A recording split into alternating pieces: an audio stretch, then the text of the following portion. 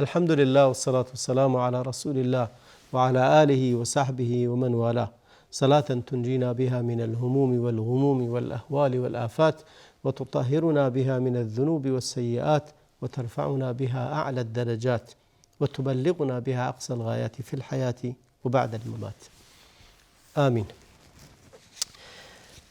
در مورد کنزها و گنجها صحبت کردیم. گنجهایی که خداوند به انسانها میدهد. ما گفتیم که تعریف ثروت چیه و ثروتمند کیه. ثروتمند اون کسی است که از لحاظ ایمانی، از لحاظ اخلاقی، از لحاظ روابط اجتماعی، از لحاظ عاطفی و احساسی، از لحاظ اعتقاد و باورش، از لحاظ معرفی و علم و داناییش ثروتمند باشه. و از همه مهمتر اینه که در واقع از درون خود ثروتمند باشه. پیامبر فرمود انما الغنا غنى النفس، غنای نفسه. و این یک حقیقته. چه انسانهایی رو شما میبینید که در واقع سرمایه دنیا رو داره، وقتی که میاد حرف میزنه اخلاقش اخلاق فقیره. پول زیاد داره توی بانک ها، ثروت و عقارات و اموال و املاک زیاد داره، اما اخلاقش اخلاق فقیره. اخلاقش اخلاق گدایان هست. وقتی که باش حرف میزنی چنان داره جزع و فزع میکنه و اظهار نداری و ناتوانی میکنه که اون فقیری که در کنار خیابان نشسته و تکدیگری میکنه هم همینطور داره رفتار میکنه. یا اینکه چنان خرج میکنه برای خودش و خانوادش که گویی اینکه داره از فقر میمیره و همیشه هم چشمش به ثروت دیگرانه. لذا غنای نفسه. من یک داستانی رو برای شما امروز آماده کردم، میخوام این داستان رو براتون نقل کنم. یه داستان بسیار زیباییه و این داستان رو مولانا جلال الدین رومی در کتاب مثنوی گفته و اینگونه از داستان رو میگه مرد صالحی بود. این مرد صالح بسیار دعا میکرد و همیشه دعا میکرد و میگفت خدایا تو خیلی به من لطف داشتی، خیلی به من رحمت تو برکتت بوده و خلاصه همیشه دعاها مستجاب شده، همیشه لطف به من داشتی، همیشه رحمت و برکت و خیرت بوده. خدایا بدون تو رنجی مرا آفریدی و به تنهایی، بدون هیچ رنجی گفت منو خلق کردی و به تنهایی رزق و روزیمو دادی و گفت که خدایا پس روزی مرا هم فراوان کن. مرتب این دعا، سالها این دعا رو میکرد، میگفت که خدایا همونطوری که منو آفریدی بدون اینکه ازم بپرسی منو خلق کردی، آوردی توی این دنیا و لطف و کرمت شامل حالم بوده. خدایا دعایم را بپذیر و رزق و روزی رو هم زیاد کن. این دعاها رو میکرد مرتب، سالهای سال این کارش بود، تا اینکه شبی خواب دید هاتفی بهش گفت که برو در کتاب فروشی که نزدیک خونتون هست، در اونجا در میان اوراقی که وجود داره نقشه یک گنج وجود داره. اون رو بدون طرف یعنی مغازه دار بدونه، این داخل کاغذ پاره ها هست، بدون اینکه صاحب مغازه بدون کتابخونه بدونه، اونو بردار و برو گنج رو پیدا کرد. اینم خلاصه رفت و دقیقا همون چیزی که دیده بود تو خواب یک ورقه رو پیدا کرد. این ورقه خلاصه نقشه یک گنج درش بود، نقشه گنجی رو که باید میرفت خارج شهر و اینجوری نوشته بود در این گنج که در بیرون شهر گنجی پنهان وجود دارد، اگر میخوای آن گنج را به دست آوری باید از شهر خارج شوی و گنبدی را که زیارتگاهی در درون آن قرار دارد و پیدا کنی، آنگاه پشت به گنبد و رو به قبله بیستی و تیری از کمان رها کنی. هر جا که تیر تو افتاد گنج همانجاست. خلاصه اینم رفت همین کارو کرد و رفت همونجا رو پیدا کرد و همونجا ایستاد و تیری از کمانش به کمان گذاشت و تیر رو رها کرد. هر جا که تیر افتاد میرفت اونجا رو چار میکرد، میکند اون رو و هر چی میکند خب هیچ خبری از گنج نبود. گفت شاید من این بار رو اشتباه زدم، بار دیگه و بار سوم و چهارم و دهم و خلاصه اینقدر اونجا رو چاله چاله کرده بود تا اینکه پادشاه فهمید که خبر دادن به پادشاه که این شخصی داره دنبال گنج میگرده و همه جا رو چال کرده گفت خب برید اون رو بیارید ببینید چه خبره. وقتی که آوردن ابتدا اعتراف نکرد، ولی بعداً اعتراف کرد. خب گفت خب خوبه، بازم من خسته شدم، شاید اینا پیدا کنن چیزی هم به من بدن. نقشه گنج رو بهشون گفت و خوابی دیده و این نقشه بوده، کل جریان رو تعریف کرد براشون و گنج رو پیدا کنند. اینا باز رفتن کل اون صحرا رو کندن، اما متاسفانه هیچ چیزی پیدا نشد. بهش گفتن برو، گنج رو بهش دادن و هیچ گنج پیداش نشد. تا اینکه خلاصه این داستان از این هست که این شخص هر کاری میکنه هیچ خبری نیست، باز هم ادامه میده به این کار و خلاصه جایی که بهش میگه این گنج هیچ فایده‌ای ندارد، بگیر خودت این گنج رو برو پیدا کن و هر کاری که دوست داری انجام بده. تو کاری نداری، ظاهرا عمرت بیکاری و برو جستجو کن و عمر خودت رو تباه کن به دنبال این. پادشاه این رو بهش داد و رفت. هنگامی که پادشاه نقشه رو بهشون در اختیار مرد گذاشت، مرد رنج کشیده خلاصه قرار و مدار نداشت و از این که خوشحالم بود که خب شر رقیبان از سر راش رفته دیگه، اونا گنج رو نمیخوان و خودش تنها شد و خودش پیدا میکنه. ادامه میده به این وضعیت، اما خیلی هم از این که داره این مرد پیش از این که پاسخی از سوی خدا دریافت کنه، عاشقانه در به دعا چنگ زد و شروع کرد دعا کردن. گفت که اکنون دیگه با 1000 شوق و 1000 آرزو شروع کرد. به خداوند گفت که ای دانای رازها، خداوند خودت میدونی من در پی این گنج بیهوده به این سو آن سو رفتم. دیو حرص و شتاب زدگی اجازه نداد که من با شکیبایی و آرامش پیام تو را دریافت کنم و به درستی آن را به مرحله اجرا درآورم. پروردگارا، من از این شتاب زدگی توبه میکنم، حال که تو را بر روی من بستی، خودت نیز آن رو باز کن. گفت که از این که در رو بر روی من بستی، خودت اون رو باز بکن و خلاصه نجات پیدا کنم. مرد گرم دعا بود، داشت دعا میکرد و مشغول دعا بود. از سوی خدا پیامی براش اومد که به این شیوه بگو، گفت که تیری در کمان بگذار و آن رو رها کن. خداوند از تو نخواسته که زه کمان رو بکشی. بهش گفت که تیر رو در کمانت بنداز و اون رو رها کن. نگفت که تو این تیر رو بکشی که با شتاب بره، بگذار و رها کنی. همین کارا کرد، تیر رو گذاشت و تیر رو رها کرد. تیر افتاد زیر پای همین شخص، تیر زیر پای خودش افتاد، پرت شد زیر پاش و اونجا رو دیگه دید. از سر فضولی به دنبال تیراندازی رفت و میگه به یادگاری فن تیراندازی پرداخت. دست از این تیراندازی بردار، تیری در کمان بگذار و بدون اینکه آن را پرتاب کنی رهایش کن. هر کجا تیر افتاد گنج همانجاست.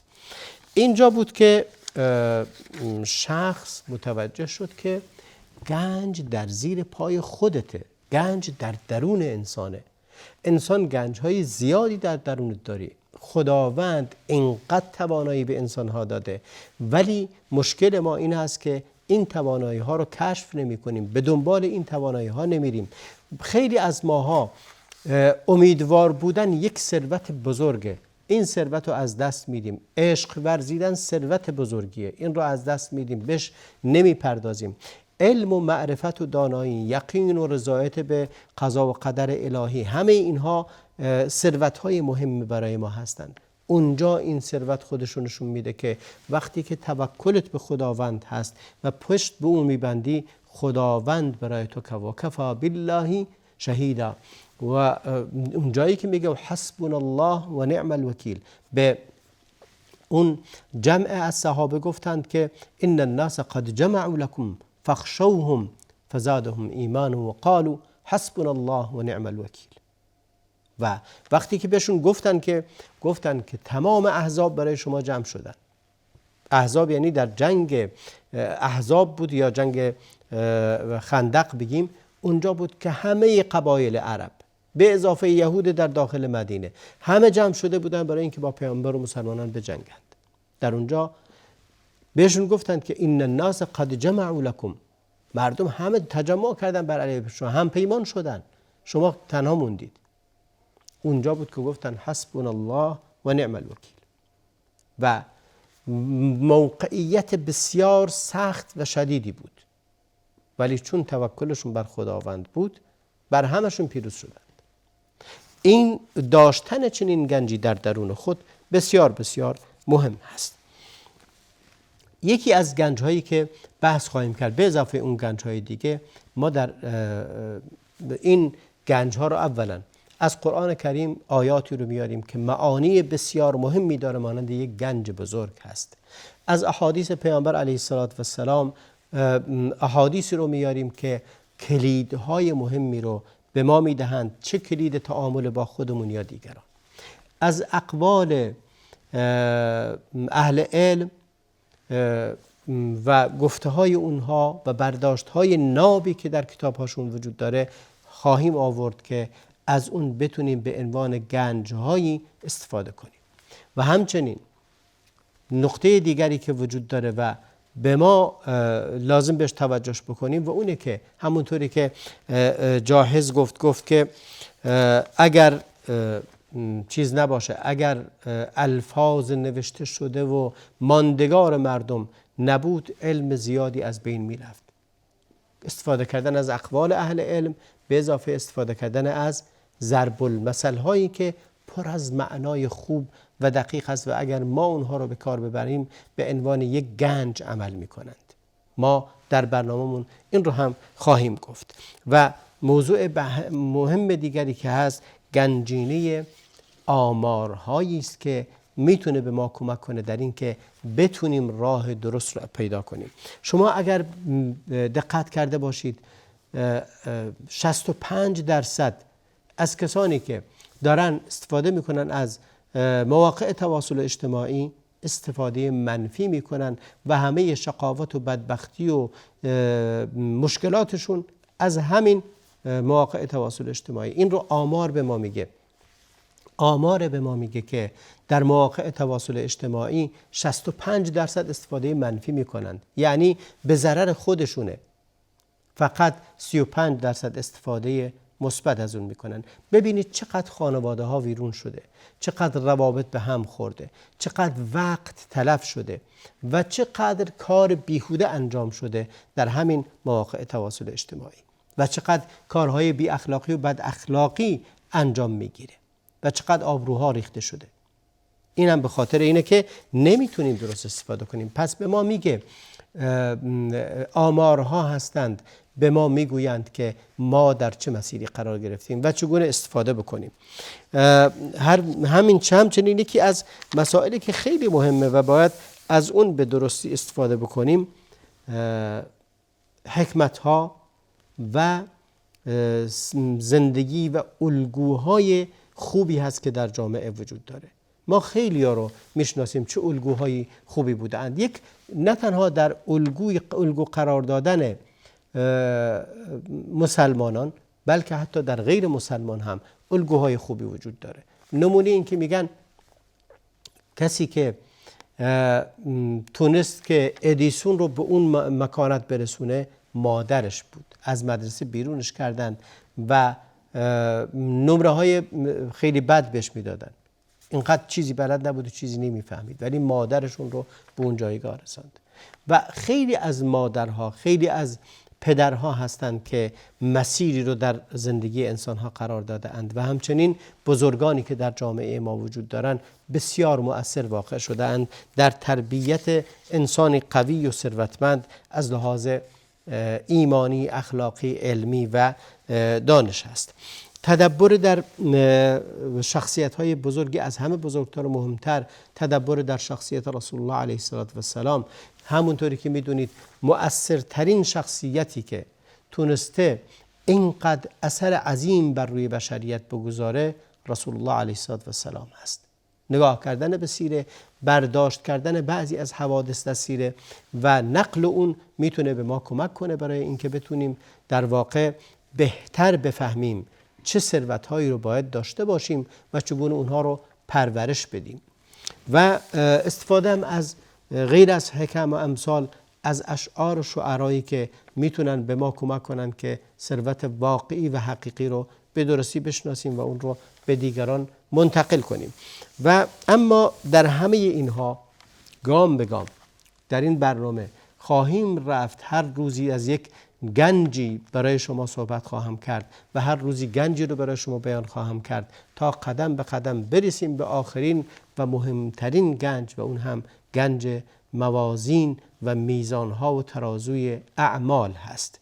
در اونجاست که با کارامون ترازو میکشیم که چقدر ثروت داریم، میکشیم که چقدر دارای ثروت شدیم. اون وقت بشناسیم ثروتمون چی هست و عمل کنیم به اون. نفس بشر نیاز به پرورش دادن داره. خداوند در قرآن کریم به این اشاره کرده و نفسی و ما سواها فالهمها فجورها و تقواها قد افلح من زکاها و قد خاب من دساها.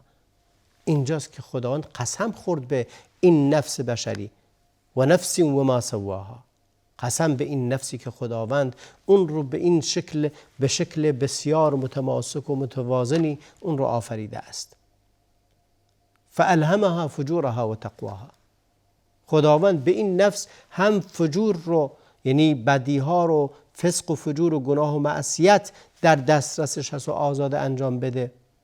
یعنی در فطرت بشر وجود داره که یا در نفس و هوای بشر وجود داره که میل به گناه داشته باشه، در فطرتش هم وجود داره که میل به خوبی وجود داشته باشه. ما حتی اون انسان‌هایی که بسیار بد هستند در قرار نفسشون، در اون نقطه پنهانی ذاتشون، در فطرتشون محبت خوبی ها وجود داره.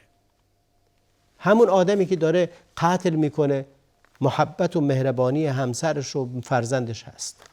برای فرزند و همسرش مهربانه گرچه قتل میکنه و دیگران رو میکشه. این معنیش اینه که در اون ذات انسانی هم خوبی وجود داره هم بدی وجود داره. اختیار به انسان کدام رو انتخاب بکنه. و این ما هستیم که باید یاد بگیریم و بدونیم و عمل کنیم برای اینکه نفس رو تزکیه کنیم. قد افلح من زکاها. رستگار است اون کسی که این نفس رو رشد داد، تزکیه کرد. بحث از گنجها برای همین هست که ما متوجه بشیم و گنجهای خود رو بشناسیم و همچنین مواردی که این گنجهای ما رو تهدید میکنه یا از دستمون میگیره یا از ما دور میکنه اونا رو هم بشناسیم و دور کنیم. هدف این برنامه اینه که به شما بگه که شما همتون میتونید بهترین ثروتمندها و اغنیای دنیا باشید. پس برنامه ما رو پیگیر باشید. از هفته آینده در مورد گنجها و اولین گنج صحبت خواهیم کرد. تا برنامه دیگر خدا نگهدار شما و صلی الله و بارک علی نبینا محمد و علی آله و صحبه اجمعین.